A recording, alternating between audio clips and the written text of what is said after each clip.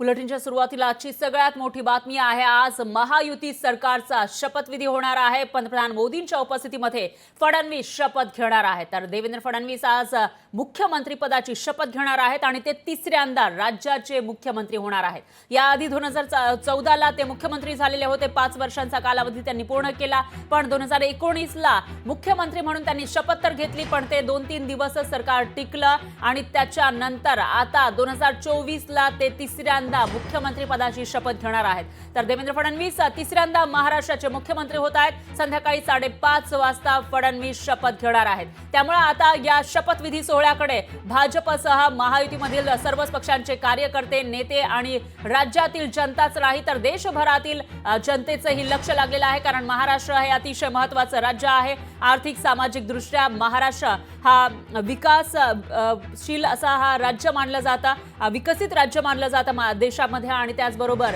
महाराष्ट्रामध्ये राजधानी सुद्धा आहे, आर्थिक राजधानी देशाची मुंबई, आणि अशा या मुंबईमध्ये महाराष्ट्राचे मुख्यमंत्री आज शपथ घेणार आहेत। 23 तारखेला निकाल लागलेला होता, 10-12 दिवसांचा अवधीमध्ये गेला, त्याच्यामध्ये वाटाघाटी सुरू होत्या, मुख्यमंत्री पदावरून सस्पेन्स कायम होता। तर मुख्यमंत्री आता फडणवीस हेच होणार हे काल अधिकृतरित्या जाहीर करण्यात आलं आहे। आणि त्यानंतर आजचा हा जो शपथविधी सोहळा आहे महायुती सरकारचा, त्याविषयी लोकांमध्ये प्रचंड उत्सुकता आहे, कारण हा जो शपथविधी सोहळा होणार आहे त्याच्यासाठी तयारी बऱ्याच दिवसांपासून सुरू होती आणि इथं दिमागदार असा हा सोहळा करण्याचं नियोजन महायुतीनं केलं। याविषयी अधिक माहितीसाठी आपले प्रतिनिधी भूषण शिंदे हे आपल्या सोबत थेट जोडले गेले आहेत। भूषण, काय सांगाल? अभूतपूर्व यश मिळवल्यानंतर आता एक दिमागदार सोहळा आयोजित करण्यात आला आहे। आज मुख्यमंत्री पदाचा शपथविधी आहे, त्याचबरोबर इतरही मंत्री असतील किंवा उपमुख्यमंत्री यांचा शपथविधी आज होणार आहे। काय अपडेट्स आहेत? कशा पद्धतीची तयारी तुम्हाला दिसतेय?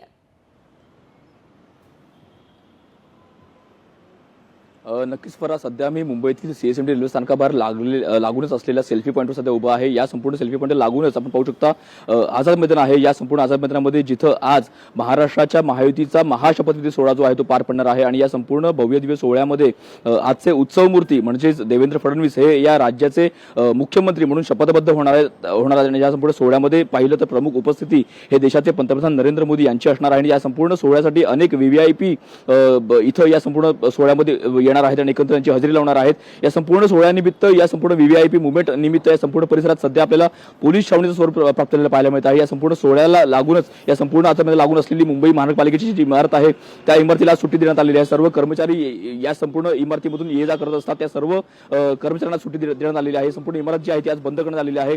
त्यासोबतच मुंबई महानगरपालिकेला लागून असलेलं मुंबईतील छत्रपती शिवाजी महाराज टर्मिनस जे आहे ते देखील सध्या तरी आपला खुलं असल्या पाहायला मिळते। मात्र या संपूर्ण ज्या रेल्वे स्थानकाबाहेर जो आझाद मैदानाकडे येणारा जो प्रवेशद्वार आहे तो सुद्धा दुपारी 12 नंतर बंद करण्यात येणार आहे।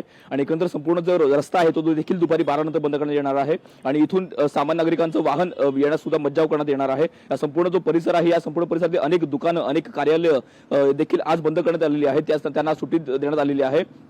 कालच मुंबई पोलिसांनी प्रत्येकाला नोटीस जारी करत प्रत्येकाला आज आवाहन केलेलं आहे की आजच्या दिवशी हे संपूर्ण दुकान जे आहे ते बंद करण्यात येणार आहे। आणि संपूर्ण हा जो परिसर आहे त्याला पोलीस छावणी स्वरूप प्राप्त झालेला आहे। या संपूर्ण सोहळ्यानिमित्त अनेक व्हीव्हीआयपी मुवमेंट या दुपारनंतर सुरू होणार आहेत। आणि या संपूर्ण सोहळ्यानिमित्त एनएसजी कमांडो जे आहे ते देखील इथे तैनात होणार आहेत। आणि एकंदर संपूर्ण सोहळ्यासाठी या सर्व यंत्रणा आहेत त्या देखील सज्ज झालेल्या पाहायला मिळत आहेत। निश्चितच भूषण, या ठिकाणी सर्व यंत्रणा सज्ज झाल्याचं दिसतंय, कारण महाराष्ट्र अतिशय महत्त्वाचं राज्य आपल्या देशातला, आणि त्या महाराष्ट्राचे मुख्यमंत्री आज शपथ घेत आहेत, मंत्रिमंडळ स्थापन होणार आहे। त्यामुळे याविषयीचे अपडेट आपण घेत राहूया। दरम्यान धन्यवाद तुम्ही दिलेल्या या सविस्तर माहितीसाठी। लोकशाही मराठी ऐका, पहा, जागरूक रहा।